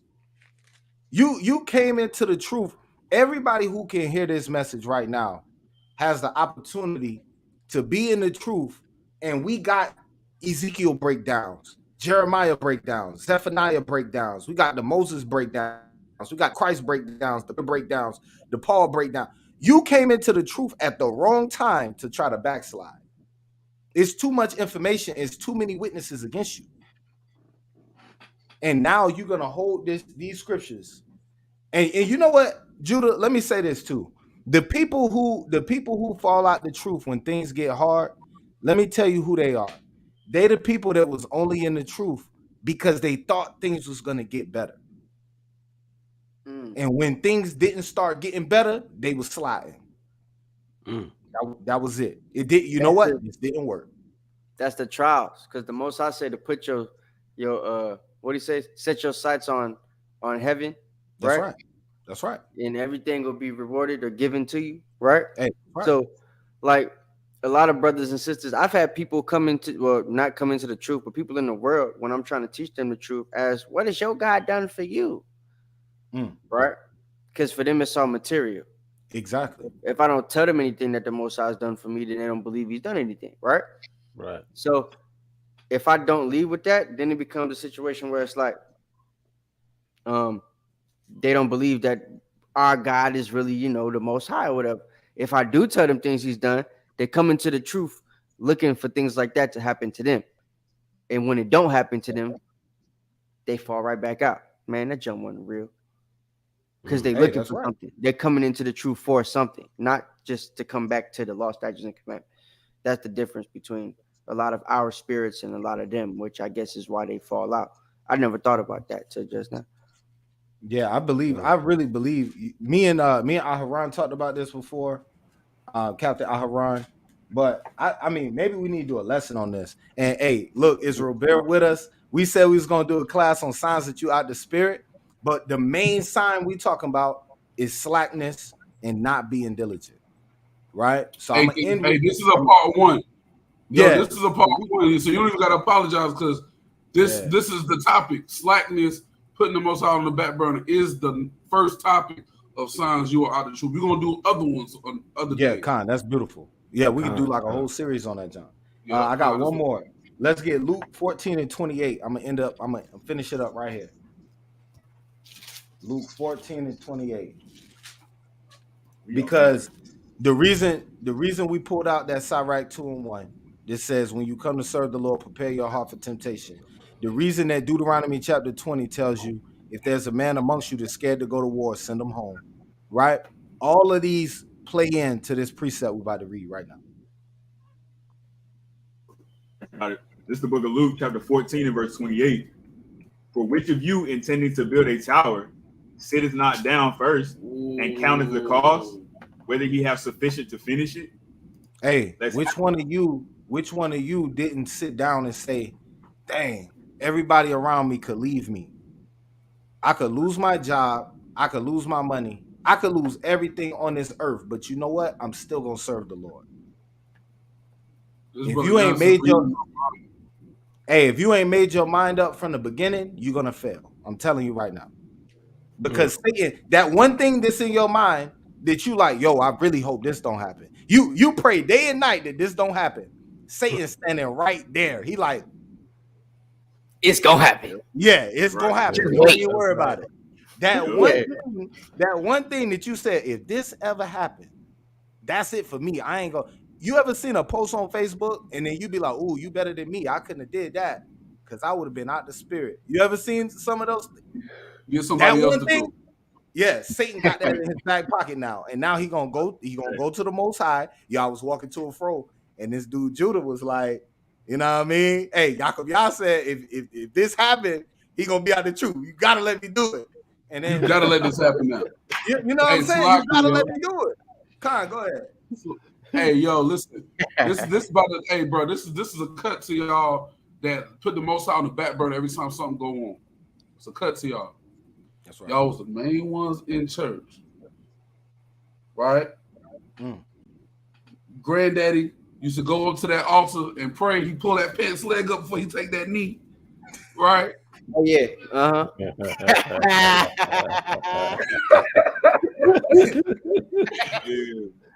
And he starts singing that song. He hold it. He'll hold it. But y'all always sing that song. So I will trust in the Lord until I die. Yeah, right. Then he want to keep it going. I'm gonna stay on the back. And you in the back. That man done went to verse 2 and verse 3. Yep. Talk about you gonna stay on the battlefield till you die. Then your ass come into the truth. I'm cussing today, Slocky. You come into the truth now. You sang that song for 30 years. And it was fake. The pastor never made you do nothing. Right. The pastor daggone never made you. You never had to go preach or teach nowhere. You never had and your life never got no better. You know what I'm saying? You never had to do none of that. Right. But it was all a lie. You find the truth, and you don't stay on the battlefield no more. Damn. In fact, you go back to stay on the battlefield till I die. Hey, that precept that Eliel brought out earlier, doing the work of the Lord. What was the word he used in Deuteronomy? Jeremiah 48:10. I ain't never gonna forget that. What did it say? Don't do the work of the Lord. Blood of your sword. Nah, it was before that. Oh, you talking about with slack hands? You talking about the slack? You talking about Deuteronomy 7:10?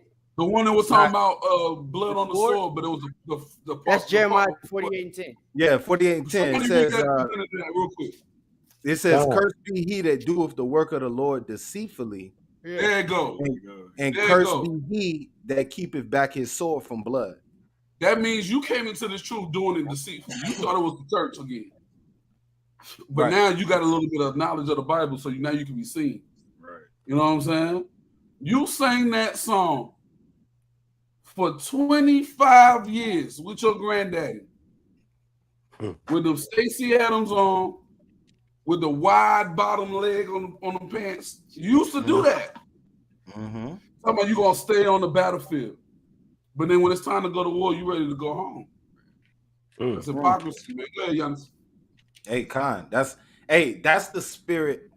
That's the spirit, man, because you know, we all, and I want to say this for everybody seriously.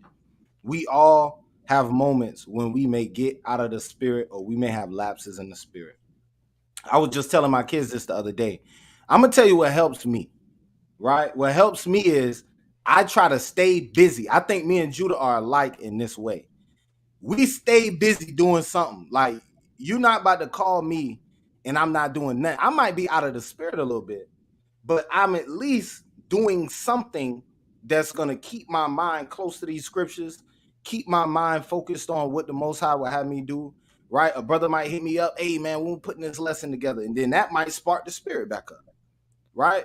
So what I did this week was, and I implore everybody to do this, because when your fire runs low, your discipline will carry you through, right? It's the same thing when you going to the gym. You excited to go to the gym. Your reps is going up every week. Your numbers is going up. But when you hit that plateau, at the same time, your brain be like, we got to stop going to the gym now. We can skip one day. It's the discipline that's going to keep you coming back every day. And so the discipline that you need to add to your Bible studies is, all right, I don't really have a passion to find a study or to do a breakdown right now. I'm just going to read a book that I never read before. I'm just going to read the whole book. Yep. I'm gonna just copy down all the laws that I don't know. That's what I'm doing right now. All the laws I never seen before, I'm just copying them down. These are easy discipline things that when you run out of that juice and your spirit low and you don't have no breakdowns and you don't have this and you don't have that, now you can fulfill Joshua chapter 1 verse 8, and you can be meditating on the law by just reciting things and just copying things down until that juice come back, man. That's right. So yeah, that's all I want to say, man. You know, hey, Most High willing, we can get this thing right. But this was a beautiful class, man, and it's definitely gonna be more parts to this. Ain't no way we let y'all get away with this one. That's right. That's a fact. Hey, you got a preset? No. You don't. Hey, listen, man. Look, I want you to think about this real quick, right? What if you pushing through when you was going through your mess was the thing that you needed to do for God to take you to that next level? Hey, that's right, man.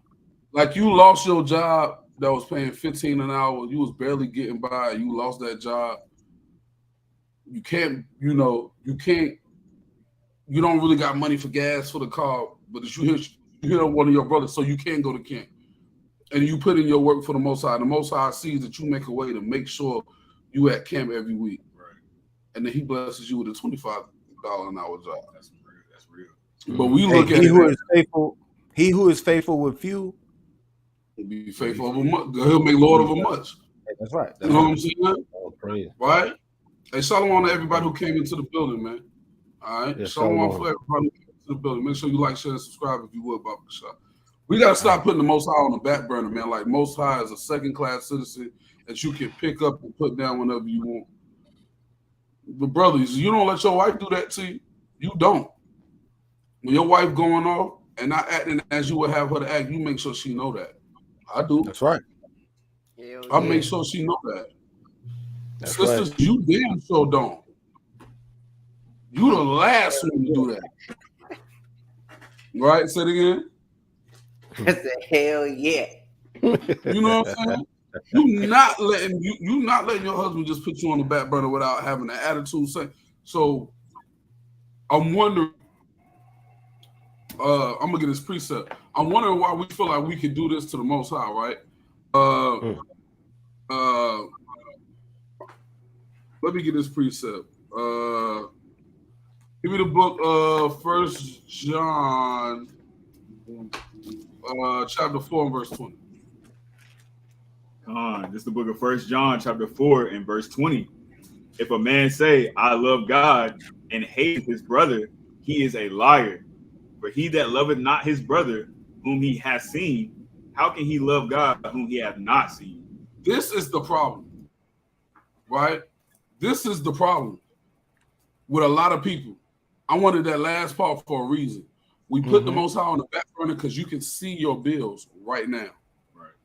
You can see your bills right now. You can see your empty refrigerator right now. You can see your gas needle under E right now. You can hear how right here. you and you was funny. I went looking for one when I said it. I probably got one within arm's reach. You know what I'm saying? You hear every time you crank your car, them belts wheezing. Mm-hmm. Now you gotta hold the you gotta hold the daggone key and then hit that gas. Yeah. You see, that's something you can physically see right now, right? You can physically see that right now, right? But you can't see the Most High, right? You can't see the Most High.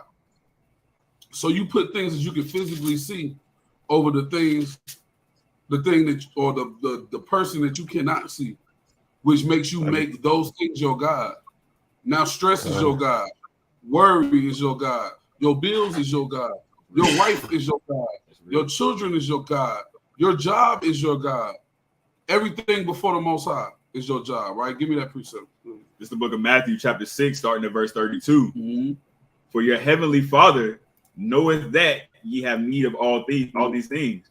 But seek ye first the kingdom of God and his righteousness, and all these things shall be added unto you. You're supposed to be seeking the kingdom of God and his righteousness. Then all these things are going to be added to you, right? This is what you're supposed to be doing, right? We're not supposed to be putting things before the Most High God. We're supposed to be seeking first the kingdom. So that means my rent is due tomorrow. Man, let's keep it funky, bro. We in real life, bro. Nobody's rich out here. Big Judah ain't rich. Tico ain't rich. Y'all Kevin, y'all can. We ain't rich. Right. Right? We barely receive donations. So even if y'all was sending donations like that, right? It ain't like it's going in our pocket. You know what I'm saying? So that being said, we deal with real life situations. Right? There's been times where my rent is due. And I'm at camp. Right. I know my rent, but guess what you do? That's what I always do. I wake up in the morning and a lot of times I self-reflect and I think, and I know stuff going on. And I think about it like, yo, this shit right here happening. God, all right, whatever. But when it comes to the day of camp or the day of new moon or something like that, I drop it until it's over. Until camp over, when I'll pick it back up and then let's figure out how we're going to pay this rent. You feel what I'm saying? But when we at camp, we doing this. Brother, seek ye first the kingdom. And then all these other things are going to be added to you. What do you think is the things that's going to be added unto you? Favor, grace. Go ahead. Everything gets added unto you. Kind of got a precept. Money, all type of stuff. Go ahead. Help. This is a precept to land me on what you just said, and that we ought to take hold Sirach chapter 5 and verse 7 says, make no tarrying to turn to the Lord, and put not off from day to day, for suddenly shall the wrath of the Lord come forth, and in thy security thou shalt be destroyed and perish in the day of vengeance. That goes right along with what you're talking about. Sometimes you just got to put that stuff off and don't tarry. Go to the Lord. Go straight to the Lord. Serve the Lord. When you serving the Lord, hey, he gonna look out for you. But if you don't and you put it off and you start slacking, guess what? That destruction might come on you. Gotta be watchful. Hey, one thing that's important though is that we understand that like you can't just wait till you have problems in your life to start trying to turn to the Lord. We got to continue to stay in that attitude all the time, 24/7. You know what I'm saying? That's the Most High, it's kind of just like, let's say your son, you know what I'm saying? Like, he don't want to listen to you. He don't want to listen to do nothing you say. Or your daughter, your kids in general, they don't want to listen to you, do nothing you say all year. But when they come around Christmas time, they acting all nice, doing everything you told them to do because they know they're going to get something from it. You won't feel some type of way about that. Because it's like all year you ain't been acting how you supposed to. You ain't been doing what you're supposed to. But now when you know you're going to get something, now you want to come and be goody two shoes. You got to do that 7. You got to be on that all the time. You know what I'm saying? That's right. I tell my rib that. That's a fact. Like, yo, don't be come in here, be nice and all this different stuff because you know you want something. Right. And then once you get it or you don't get it, you back to status quo. Lie to the damn eye. Nah. Because I'm going to purposely say no. Right. The Most High got feelings too. That's right. You know what I'm saying? You acting like the Most High just going, Shalom, King. Y'all watching this show. You just acting like the Most High just, going to do what you. There you go. The Most High ain't a damn recyclable. You know what I'm saying? You just going to use it when you need it. That's a fact. Right? Right? The Most High don't hear sinners' prayers, man. So if you ain't on your 10, you ain't standing 10 toes in this truth, you might as well go ahead and just deal with it with yourself. You know what I'm saying? Come back another time. Yeah, y'all. Tell them they got to be tapped in. They got to get in there. Hey, look, tell me why I know exactly what he talking about. I know exactly what he put. Every letter, bro, because I heard that a couple times. Every letter, man. Not only do they say that, every black parent said it through their teeth. Yeah, right. Boy, hey, but I'm gonna tell you like this, man. This is why it's important for us to be building our culture and to be making sure that we have outlets, because we're not always in our Bibles. We regular people, you know what I'm saying? We're going through life, but we find a way to come back to it, right? Find a way to come back to it, and don't just leave the Most High on the back burner forever and then come back to him ready to go. Like, he gonna be looking at you like, what's up, man? That's so have a system in place. Don't hey, people be acting like things just happen too. That's another thing I wanted to say before we got off of here. You don't just snap into being a Israelite that's been in the game for 10 years without having ups and downs. You need to have a plan though. You need to be like, yo, when I get low in the spirit, this is what I'm gonna do, and I'm gonna ride this out until, you know what I'm saying? Like, you gotta have some type of plan. When your bank account get low, you got a plan, right? When your air and your tires get low, you got a plan. But the most important thing is your spiritual health, and you don't have no plan for that. So, I got a precept. Hey, listen. Go ahead. Now, go ahead and say what you say. I'll say it. I'll give it after you get done. Yeah, now I was just gonna say, bro, you can't expect to put in nothing and get something. That's what niggas do. Niggas expect to put in nothing and then receive something and then be mad or entitled when they don't. Listen, I ran out of gas today. On the way to look for a car. I didn't even put gas in my car that I'm driving right now. Look, bruh. I'm on the highway, dog. I'm confident. I know I'm going. I'm like, yeah, they got. Hey, that's some Judah stuff right there, y'all. Northern Kingdom don't do that. I'm just saying. Yo, I'm driving, right? And then my jaw starts going boom, boom. I'm like, Oh, I forgot to put gas in. I'm on the highway. Stomach was hurting. You know what I'm saying? So then my joint, you know, I don't took all the gas out the gas line. It's all gone. Now the gas out the engine is starting to come out. And then my car take off. Shoo! I'm like, maybe I'm gonna make it. And here you go. Boom, boom, boom. Bro, I get as close as me and Tico is probably. I'm looking at the gas station. And then I run out of gas. I didn't even get mad, bro. I just got out the car, went across the street, got a gas can, put some gas in it, and rolled to the gas station. I'm like, because I didn't put nothing in it. Right. I saw when I got out the barber's chair, I ain't had no daggone gas. I'm like, bro, you gonna get you some gas real quick, then we gonna go look at this whip. Forgot the doggone car. I got sidetracked. You know what I'm saying? You can't put nothing in and expect to get something out of it. Right. Your car been telling you 3 days is low on gas. Hey, Judah. Listen, you know what? You know out there. Don't let it get to the last line before you decide to put gas in the car. Okay. Let that be spiritual though. Don't let it get to the last line before you decide to fill your oil back up. That's facts. And look, hey, how much times we done ran out of oil, and then we ain't put no plan in place. Like, yo, now after this, Judah already gonna have a gas can now. Because he bought one today. He gonna have a gas can now. So if that ever happened, he don't have to buy that next time because he already got it, right? Well, our spiritual with gas and put it in the back of the car. Right, but we don't do that with our spirit though. We done ran out of oil about 5 times in the last week. We done lost patience with somebody. We done cut somebody out, right? And then we done ran out of oil all these times, but we ain't never bought the gas can, the spiritual gas can. Like, I'm just saying. No, that's fact. Hey, you know what's funny though? You know what's funny? Yo, we kicking this brother out the court. Hey, yo, you know what's funny though? Hashtag Israel.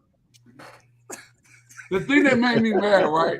The thing that made me mad about it, I got 2 gas cans right here at the house. Right. I'm like, what they ain't helping you. It didn't help me not one. Man, look, I got a 3rd gas can. I'm out to go. Hey, the Most High let that happen so you can tell the story today. Hey, that's right. Go right with the message. We needed that. To land me off of what Jonathan was saying, read Sirach 39, verse 1. It says, but he that giveth his mind to the law of the Most High and is occupied in meditation thereof will seek out the wisdom of all the ancient and be occupied in prophecies. That's what he was saying. You know, you want to, before you run out of that oil, you want to turn your mind over to this word, to this law, to these statutes, to these commandments. Keep yourself in line, keep yourself in order. So when that time do hit and it gets low, you got your oil. That's what happened to the 5 virgins there was 10 of them, right? Yeah, that's right. That's what happened to them. 5 of them didn't have their oil. Right. And guess what? When it was time for the bridegroom, they were short. He said he shut the door. Hey, that's right. And you know you're going to run out at the wrong time. You're going to run out at the wrong time. That's right. Get that precept. We're going to wrap it up, man. Y'all get the point. You know what I'm saying? Hopefully we rejuvenated your spirit a little bit because we're going to go deeper next week. All right. Go ahead. It's the book of Revelation, chapter 3, starting at verse 2. Be watchful and strengthen the things which remain that are ready to die. For I have not found thy works perfect before God. Remember, therefore, how thou hast received and heard, and hold fast and repent. If therefore thou shalt not watch, I will come on thee as a thief, and thou shalt not know what hour I will come upon thee. So, like they say, you know what I'm saying? Don't wait till it's the last minute till you get to the last line and start trying to work on yourself and work on your spirit. You know what I'm saying? You know, be watchful and work on those things as time, you know, when you see they getting weak, when you getting weak in certain areas, and go ahead and get right. You know what I'm saying? Don't wait till it's time, you know, you getting chastised, you going through it. Now you want to start working on it. Nah, get to it. You know, stay on that 24/7, like I said earlier. That's right. Hey, that's a fact. That's a fact.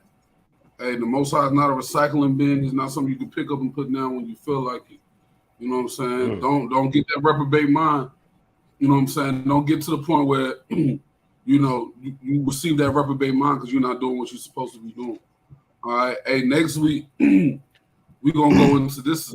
This is real big in Israel between brothers and sisters, right? This is what I want to talk about. I'm gonna talk to the brothers first. The second part of signs that you are out of the spirit is when you start making excuses for your shortcomings. Biblically, you start finding Bible verses, you know, doctrines for your wickedness. All right, that's what we're gonna go over next week. Unless the brother got a better one. Brother got a better one, we're gonna do that one. Hey, y'all do your homework on that too. That's right. That's right. Everybody do their homework in the chat. Be ready with the precepts, man. Y'all did good tonight, though. Yeah, facts, man. We appreciate y'all for watching. All right, another Friday night focus. As long as y'all want these, we're gonna do them. There might be some weeks where we won't do them, depending on what we got going on, especially during the summer months. I know us out here, we go to camp.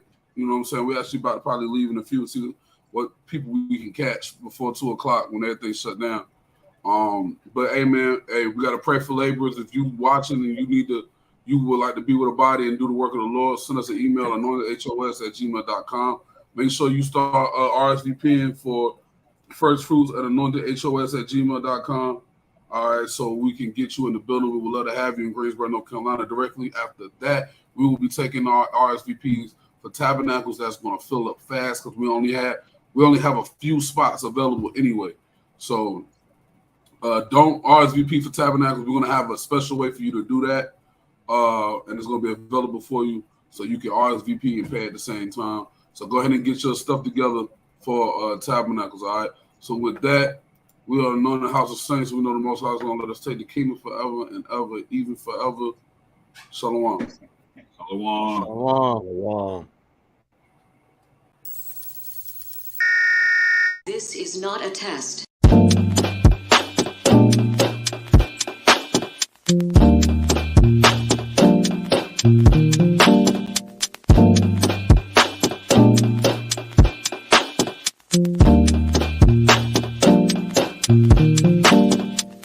Black skin, black sauce, black Jesus, black music, black skin, black sauce, black Jesus, black music, black skin.